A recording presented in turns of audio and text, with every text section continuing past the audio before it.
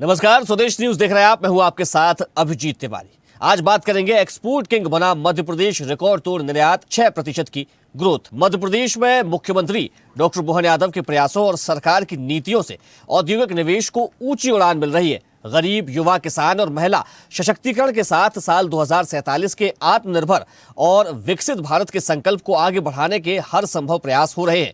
यही वजह है कि मध्य प्रदेश ने वित्तीय वर्ष 2024-25 में निर्यात में अपनी रैंकिंग में सुधार करते हुए अब तक का सबसे ज्यादा 66,218 करोड़ का निर्यात किया है और निर्यात में 6% की बढ़ोतरी हुई है, जो फार्मास्यूटिकल्स, इंजीनियरिंग गुड्स और सोया उत्पादों में निर्यात बढ़ने के फलस्वरूप हुई है। मुख्यमंत्री डॉक्टर मोहन यादव का कहना है कि देश के केंद्र में स्थित होने से मध्य प्रदेश की सभी दिशाओं में आसान पहुंच, कच्चे माल की उपलब्धता, कुशल मानव संसाधन, लॉजिस्टिक्स सुविधा और उद्योग हितैषी 18 नीतियों के क्रियान्वयन ने निवेशकों का भरोसा मध्य प्रदेश पर बढ़ा दिया है। निवेश हितैषी उद्योग इकोसिस्टम से मध्य प्रदेश के निर्यात में 6% की बढ़ोतरी हुई है। मुख्यमंत्री ने कहा कि निवेश संवर्धन क्षेत्र में भी हमने बड़ी उपलब्धियां हासिल की हैं। उद्योग संवर्धन नीति के तहत 5,000 करोड़ से ज्यादा की सहायता उद्यमियों को दी गई है। साथ ही 15 नए औद्योगिक क्षेत्रों के विकास के लिए 2,200 करोड़ का निवेश किया गया है। प्रदेश में 1,000 औद्योगिक इकाइयों को भूमि आवंटन के लिए आशय पत्र और आवंटन आदेश जारी किए गए हैं, जिससे 40,000 करोड़ रुपए का निवेश एवं 93,000 से ज्यादा व्यक्तियों को रोजगार प्राप्त होने की संभावना है। प्रदेश को अपने संदेश में मुख्यमंत्री ने कहा कि आत्मनिर्भर भारत और विकसित भारत का रास्ता स्वदेशी के प्रति समर्पण से ही संभव होगा। राज्य सरकार द्वारा औद्योगिक विकास पर फोकस रखते हुए और व्यापारिक संबंधों को मजबूत बनाने से यह उपलब्धि हासिल हुई है। इससे न सिर्फ राज्य की आर्थिक आकांक्षाओं को पूरा करने में मदद मिली है, बल्कि देश के कुल निर्यात में भी मध्य प्रदेश का योगदान बढ़ा है। आर्थिक विकास और निर्यात बढ़ोतरी की बदौलत राष्ट्रीय रैंकिंग में मध्य प्रदेश की 15वें से 11वें स्थान पर पहुंच गया है। इसी मुद्दे पर करेंगे चर्चा, लेकिन उससे पहले कुछ प्रतिक्रियाएं आई हैं, वो आपको सुनवा देते हैं। देश के केंद्र में स्थित होने के कारण सभी दिशाओं में आसान पहुंच, कच्चे माल की उपलब्धता, कुशल मानव संसाधन, लॉजिस्टिक्स सुविधा और उद्योग हितैषी 18 नीतियों के क्रियान्वयन से निवेशकों का भरोसा मध्य प्रदेश पर बढ़ा है। निवेश हितैषी औद्योगिक इकोसिस्टम के कारण मध्य प्रदेश के निर्यात में 6% की बढ़ोतरी हुई है। मध्य प्रदेश ने वर्ष 2025 को उद्योग एवं रोजगार वर्ष घोषित किया है। प्रदेश में 7 रीजनल इंडस्ट्री कॉन्क्लेव के बाद अब खनिज और पर्यटन जैसी कॉन्क्लेव लगातार आयोजित की जा रही है। भोपाल में पहली बार माननीय प्रधानमंत्री श्रीमान नरेंद्र मोदी जी के प्रमुख आतिथ्य में अनंत संभावनाओं की थीम पर ग्लोबल इन्वेस्टर समिट 2025 का आयोजन किया गया। निवेश संवर्धन क्षेत्र में भी हमने बड़ी उपलब्धियां हासिल की है। उद्योग संवर्धन की नीति हो या अलग अलग प्रकार की सहायता देने वाली, हमने सभी प्रकार के 15 नए औद्योगिक क्षेत्रों के लिए 2,200 करोड़ और उद्यमियों को 5,000 करोड़ से अधिक की सहायता राशि दी गई है।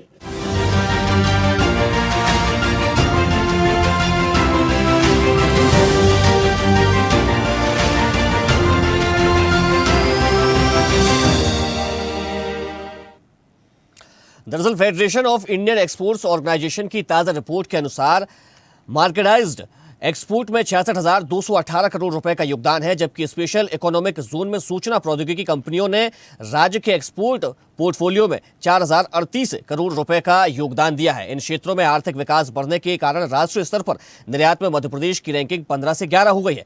फार्मास्यूटिकल्स, इंजीनियरिंग गुड्स और सोया आधारित कृषि उत्पाद मिलाकर मध्य प्रदेश निवेश बाजार में प्रतिमानों के अनुसार निर्यात रैंकिंग में बढ़ोतरी की है। निवेश मित्र औद्योगिक विकास की नीतियां औद्योगिकरण का बढ़ता आधार मध्य प्रदेश का निर्यात बढ़ने का प्रमुख कारण है। इसके अलावा निर्यात को प्रोत्साहित करने वाली अधोसंरचना में बढ़ोतरी होना और अंतर्राष्ट्रीय बाजारों का मध्य प्रदेश की ओर आकर्षित होने का भी प्रमुख है।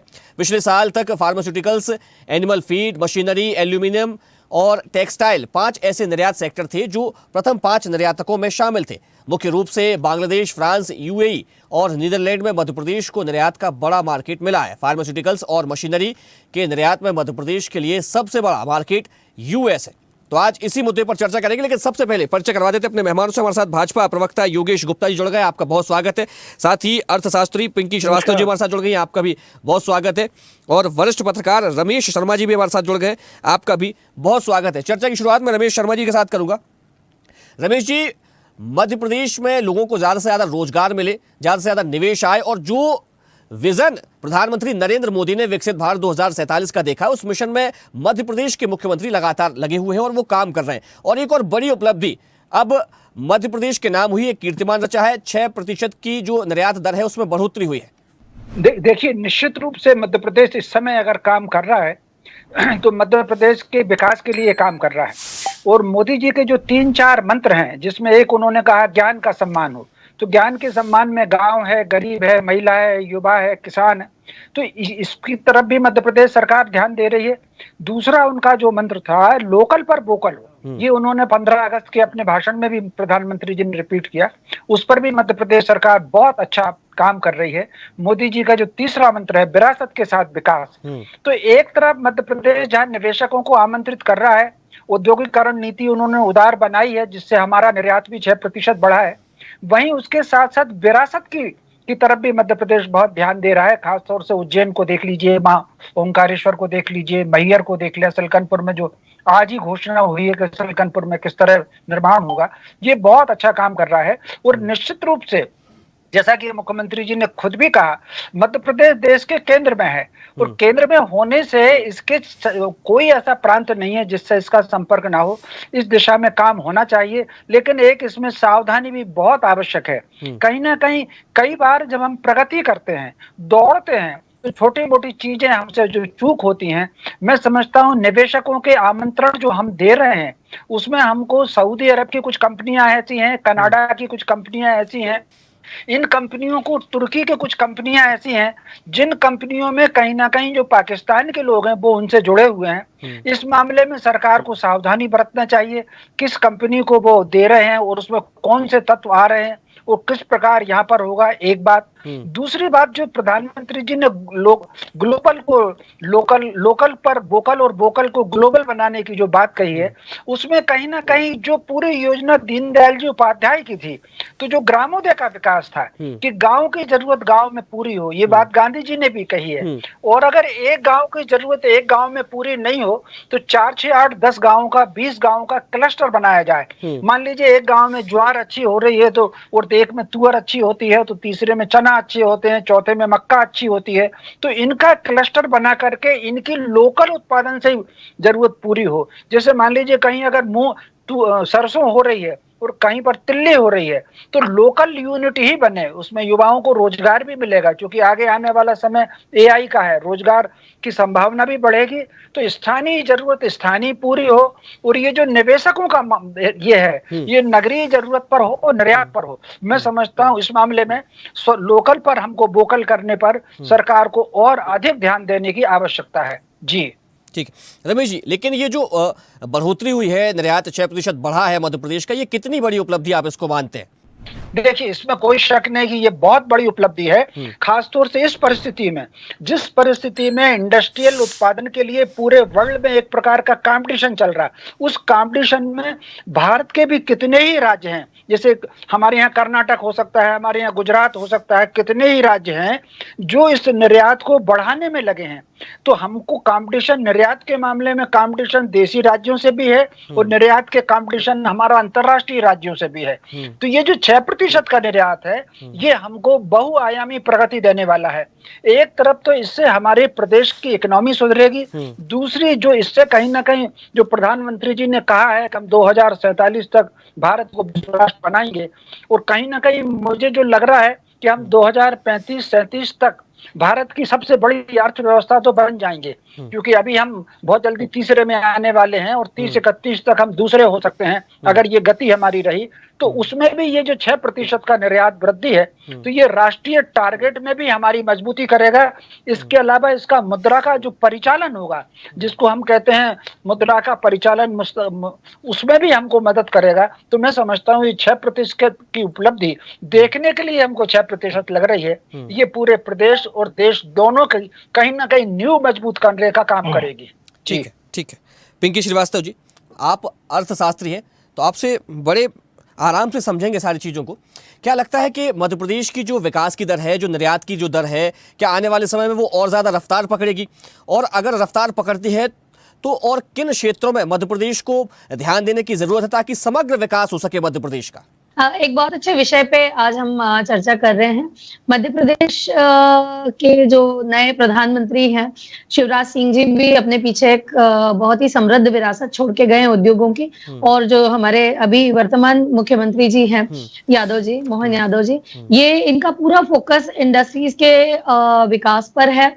अभी मैं खुद भी अपनी एक इंडस्ट्री रन करती हूँ और पिछले महीने ही मैं ये रैंप करके एक योजना है केंद्र सरकार की, उस रैंप योजना के माध्यम से मैं पूरा पुणे घूम कर आई हूँ, जहाँ पे ऑटो क्लस्टर में हमें घुमाया और ऑटोमोबाइल इंडस्ट्रीज जो हैं वहां पे हमको विजिट करवाया।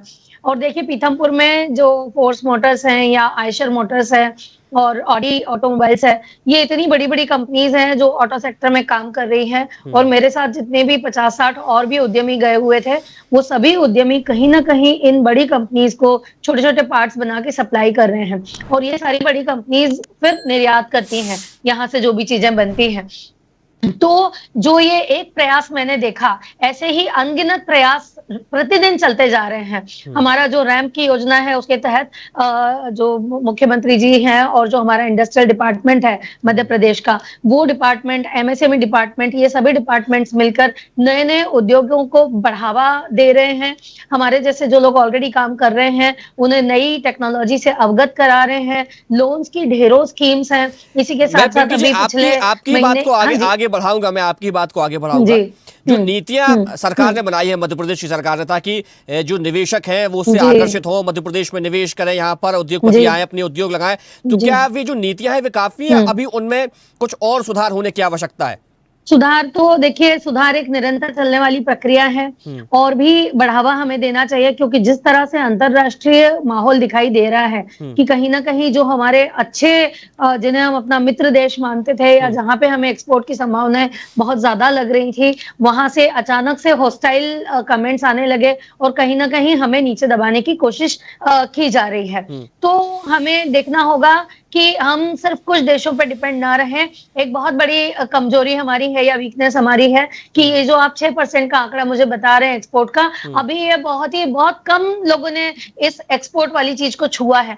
हमारे देश के अंदर, इवन हमारे प्रदेश के अंदर एक्सपोर्ट की अपार अपार अपार संभावनाएं हैं और वो भी ऐसे देशों में संभावनाएं हैं जिन देशों को अभी तक हमने टच नहीं किया है। किन सेक्टर्स में एक्सपोर्ट किया है? किन सेक्टर्स को?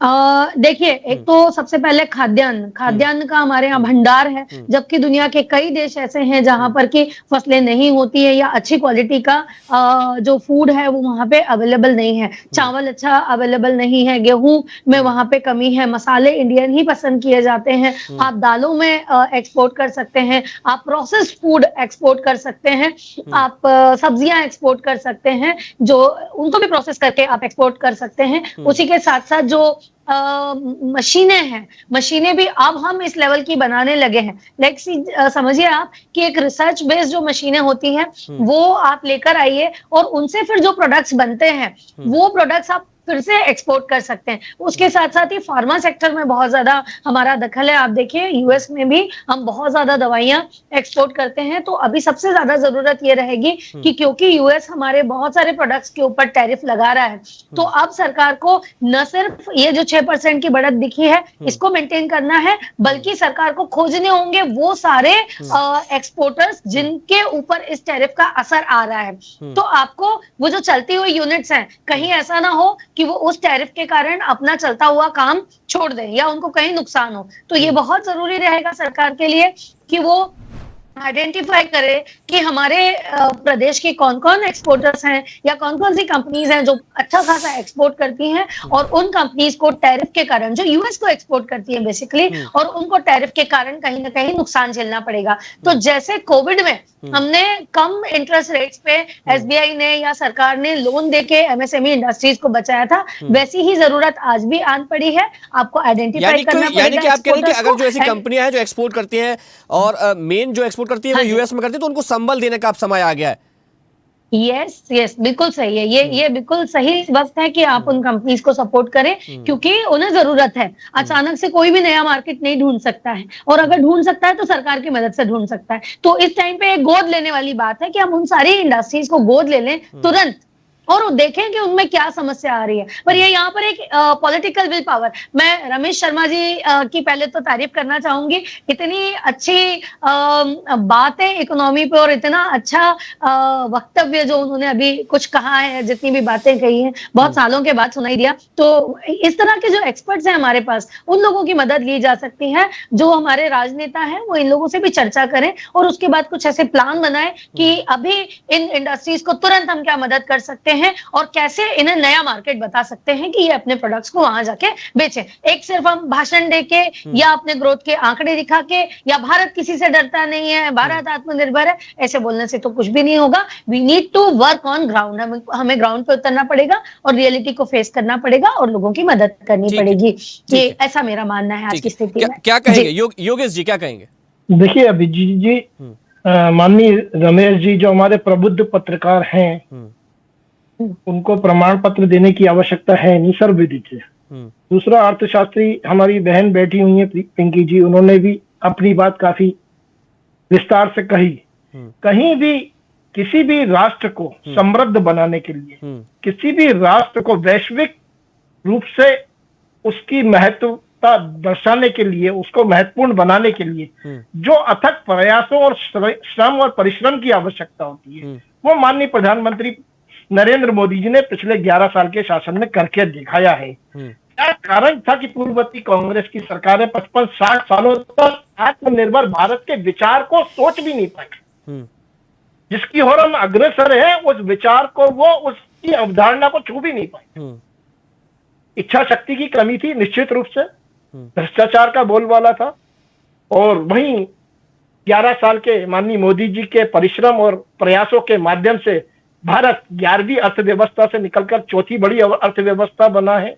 आज ग्लोबल लीडर के रूप में माननीय प्रधानमंत्री मोदी जी स्वयं को प्रतिस्थापित कर पाए, 27 से ज्यादा अलंकरण इसके प्रमाण है।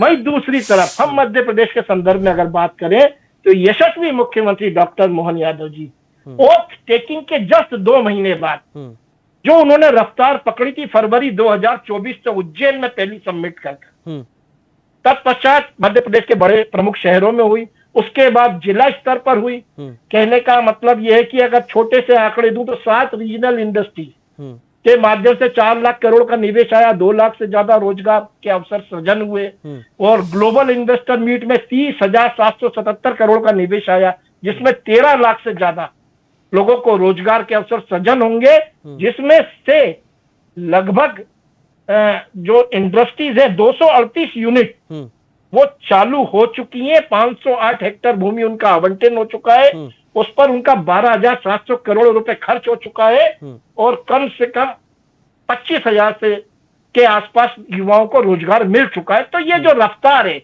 वो उन्होंने इस आंकड़ों को पाने के बाद कम नहीं करी। ठीक है, निश्चित तौर पर सरकार की ओर से काम किए जा रहे हैं। मैं उसी बात पर बोलने दीजिए। जी ठीक। हाँ पूछिए, आप प्रश्न पूछिए। जी, मैं ये कह रहा हूँ कि सरकार की ओर से काम किए जा रहे हैं और उसकी सराहना हर जगह हो रही है, लोगों को रोजगार मिल रहे हैं, यहाँ पर नई जो इकाइयां हैं उनका भूमि पूजन किया जा रहा है, निवेशकों को भूमि आवंटन की जा रही है। लेकिन ये जानना चाह रहा हूँ, पिंकी जी भी उस बात का जिक्र कर रही थी कि जैसे जो टैरिफ लगाया गया है अमेरिका की ओर से, तो उसका ज्यादा असर तो पड़ेगा ही, लेकिन ज्यादा असर हमारे जो ऐसे व्यापारी हैं जो बाहर अपना सामान भेजते हैं उन पर ना पड़े, उसके लिए सरकार की तरफ से क्या किया जा रहा है? देखिए, उसके लिए सरकार का भी स्पष्ट रूप से लोकसभा में भी जवाब आया है, आप सम्मानित मीडिया के द्वारा भी सवाल का जवाब आया है, और हमारे जो प्रसिद्ध देश के उद्योगपति है उन्होंने भी अमेरिका को सीधे तौर पर ये जवाब दिया कि भारत एक शक्तिशाली राष्ट्र है, आत्मनिर्भरता की ओर दौड़ रहा है, और हमारी डिपेंडेंसी अमेरिका के ऊपर है ही नहीं। हम नए बाजार ढूंढ रहे हैं और उसमें कामयाब हुए हैं। जैसा कि उदाहरण के तौर पर हम हथियारों का सबसे ज्यादा आयात किया करते थे, आज भारत वैश्विक स्तर पर एक बड़ा हथियारों का सप्लाई कंट्री बन चुका है, जिसमें स्वदेश निर्मित हथियार जिनको प्रूफ मिला है ऑपरेशन सिंदूर के पश्चात। ठीक उसी प्रकार जो हमारा फार्मास्यूटिकल का क्षेत्र ग्लोबल रूप में उभर कर आया था कोविड के बाद, जब हमने स्वदेशी निर्मित वैक्सीन अन्य देशों को फ्री ऑफ कॉस्ट दी थी और वो प्रमाणित हुई थी कि भारत द्वारा बनाई हुई वैक्सीन सर्वश्रेष्ठ है। तो इस प्रकार के जो प्रयास किए जाने चाहिए थे वो माननीय प्रधानमंत्री मोदी के नेतृत्व में यकीनन किए गए, और उन्हीं के मूल मंत्र ज्ञान को आत्मसात करते हुए डॉक्टर मोहन यादव जी मध्य प्रदेश विकास की रफ्तार में पिछड़ नहीं रहे, आगे आ रहा है। हम 14वीं-15वीं नंबर पर अर्थव्यवस्था आज हमारी राष्ट्र में है, और जो 66,200 करोड़ का निर्यात का आंकड़ा, जो 6% की वृद्धि हुई है, वो ऐसे ही हासिल नहीं हुई है। देखिए भारतीय जनता पार्टी को 2003 में एक पिछड़ा हुआ बीमारू प्रदेश मिला था मध्य प्रदेश। हमने अपने 20 साल के कार्यकाल में इस बीमारू राज्य को आत्मनिर्भर बनाने के लिए, उसका इंफ्रास्ट्रक्चर डेवलपमेंट करने के लिए, विशेष तौर पर पानी और बिजली के मामले में मध्य प्रदेश पहले आत्मनिर्भर हुआ। तत्पश्चात प्रधानमंत्री सड़क योजना के माध्यम से ग्राम सड़कों को शहरीकरण, शहरों की सड़कों से जोड़ा गया, और एक पूरा खाका जो तैयार हुआ। योगेश जी मैं यहाँ पे जी 4 से 6 बड़े शहरों को हमने एयर कनेक्टिविटी इसीलिए दी है कि हमारे उद्योगपतियों को आवागमन का समय की सीमा है। पिंकी जी को सुन लेते, उसके बाद चर्चा को हम समाप्त करेंगे। पिंकी जी बोलिए, क्या बोल रही है? सर मैं ये कहना चाहती हूँ कि जैसे कहीं पर भी कोई आपदा आती है और तुरंत वहां पे एक कॉल सेंटर खुल जाता है ना, कुछ इसी तरह की जरूरत आज हमारी छोटी इंडस्ट्रीज को भी है। बड़े इंडस्ट्रियलिस्ट तो अपने आप को संभाल लेंगे इस आपदा से, लेकिन छोटी इंडस्ट्रीज के लिए इमीडिएट अगर आप मेरी बात पहुंचा सकें मुख्यमंत्री जी तक तो, या आपके पॉलिसी मेकर्स तक तो। आपके क्वेश्चन का जवाब इसी रिपोर्ट में है प्रोग्राम की। उद्योग संवर्धन नीति के तहत 5,000 करोड़ की सहायता उद्योगपतियों को दी गई है वर्ष 2024-25 में। तो निश्चित रूप से हमारा फोकस है उस पे। हाँ, अभी भी वो कंटिन्यू रहेगी। ठीक है, समय की सीमा है, चर्चा को हमें विराम देना पड़ेगा। हमारे साथ जुड़ने के लिए आपका बहुत शुक्रिया। योगेश गुप्ता जी आपका बहुत धन्यवाद, पिंकी श्रीवास्तव जी आपका भी बहुत धन्यवाद, और रमेश शर्मा जी आपका भी बहुत धन्यवाद। तो मध्य प्रदेश की जो निर्यात है वो बढ़ा है, 6% की बढ़ोतरी हुई है, एक उपलब्धि मध्य प्रदेश के नाम हुई, और आत्मनिर्भरता की ओर मध्य प्रदेश लगातार आगे बढ़ता जा रहा है, क्योंकि जो विजन प्रधानमंत्री नरेंद्र मोदी ने देखा है 2047 के लिए, उस मिशन पर मध्य प्रदेश के मुख्यमंत्री डॉक्टर मोहन यादव लगे हुए हैं और लगातार काम कर रहे हैं। इस चर्चा में फिलहाल इतना ही, मुझे दीजिए इजाजत। देखते रहिए स्वदेश न्यूज, सबसे पहले देश। देखते रहिए स्वदेश न्यूज। अगर आप इस वीडियो को सोशल मीडिया हैंडल फेसबुक या इंस्टाग्राम पर देख रहे हैं तो हमें फॉलो करें, अगर यूट्यूब पर देख रहे हैं तो सब्सक्राइब करें और बेल आइकन दबाना ना भूलें।